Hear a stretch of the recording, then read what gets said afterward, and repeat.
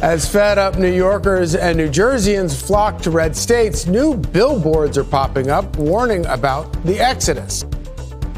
New York has lost 2 million people over the last decade. New Jersey has lost almost 500,000 people. You're losing your most precious resource in New Jersey and New York. And you know what that precious resource is? Your people, your citizens. Okay, y'all, I'm not gonna lie, I did not think exactly this was going to happen. I thought this guy was going to win in New York City. I thought that our market was going to pick up, but I didn't think it was going to happen like the next morning. I'm like, okay, my sellers like settle down. I don't think they're just going to come, racing down and, from New York City, but it's, I don't know. I don't even know what time it is, 3 or 4 o'clock. I've literally been on the phone since 7 a.m., nonstop back-to-back calls. I had showings scheduled for listings that haven't had showings in a month.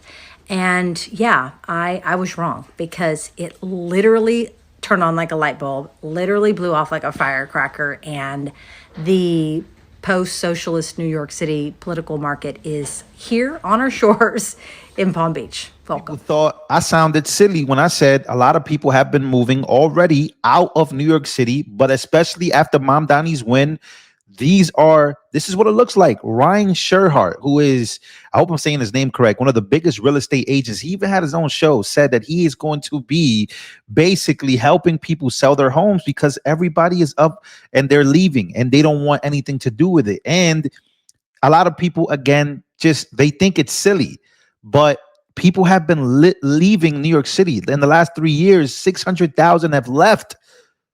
In California as well. Where are they going? Look at me. I'm in Texas.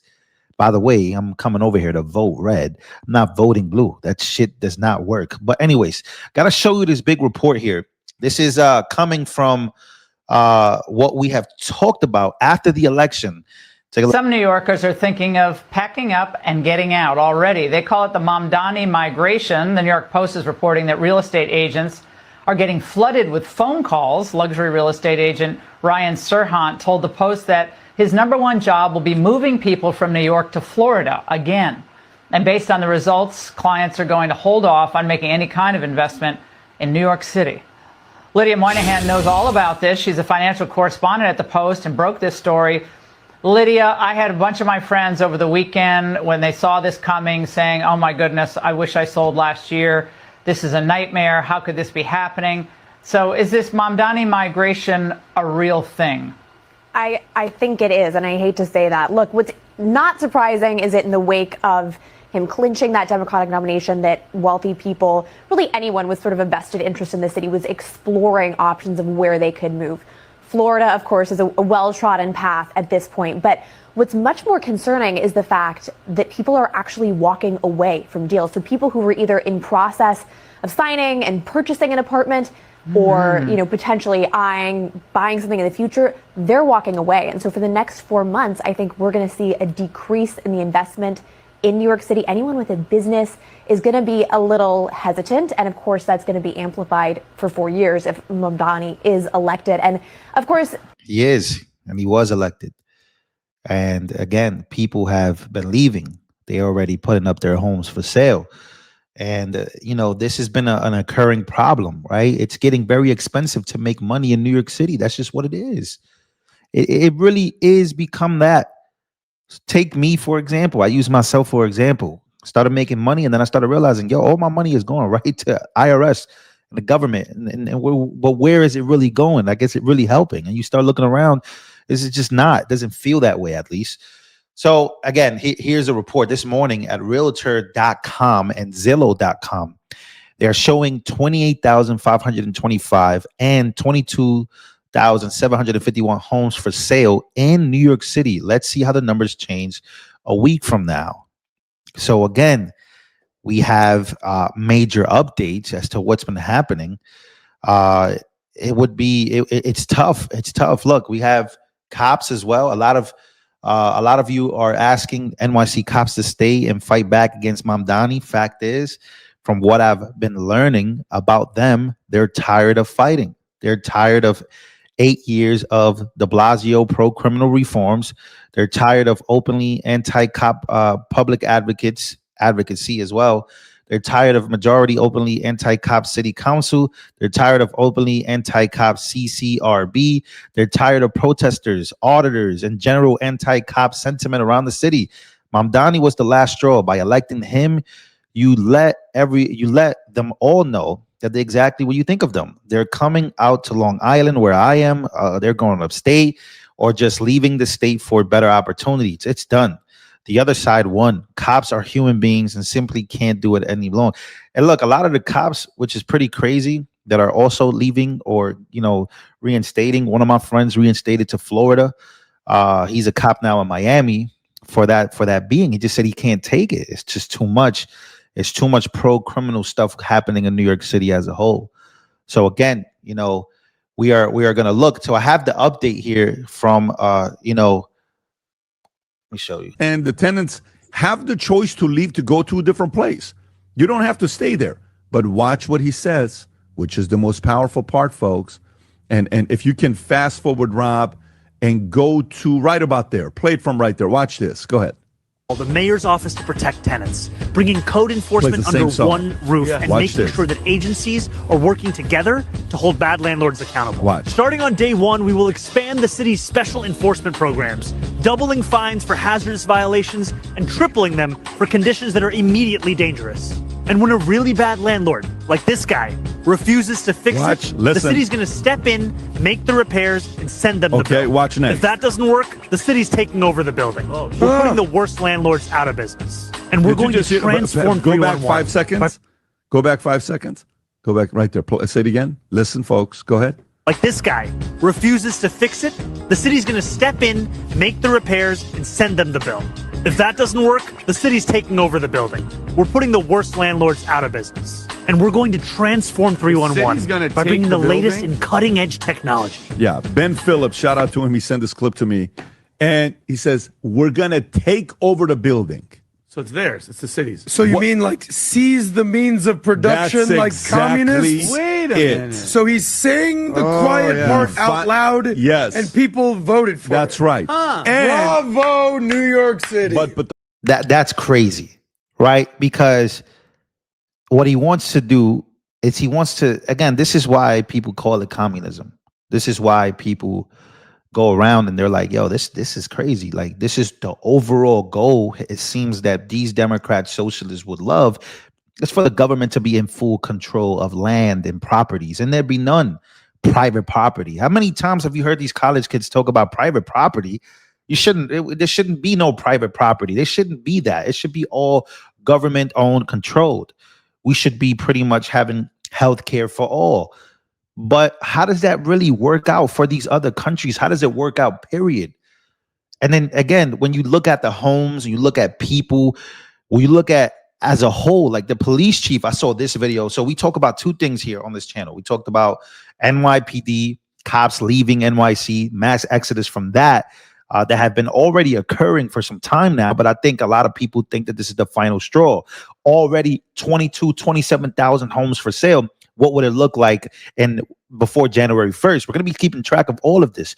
But Sean Serhart, right? You got these real estate moguls and people already coming out and saying, hey, our biggest moves in 2026 is going to be moving people from NYC away, which also, again, the conversation goes to who's going to be moving in and voting which way.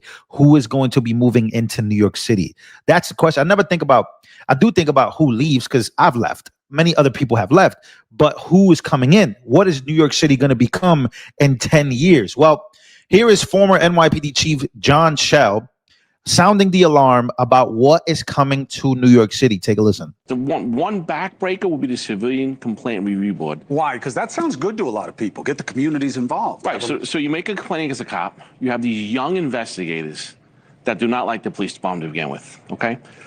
But the final adjudication lies with the police commissioner now. If you put it in their hands, cops will not stay to jeopardize their job.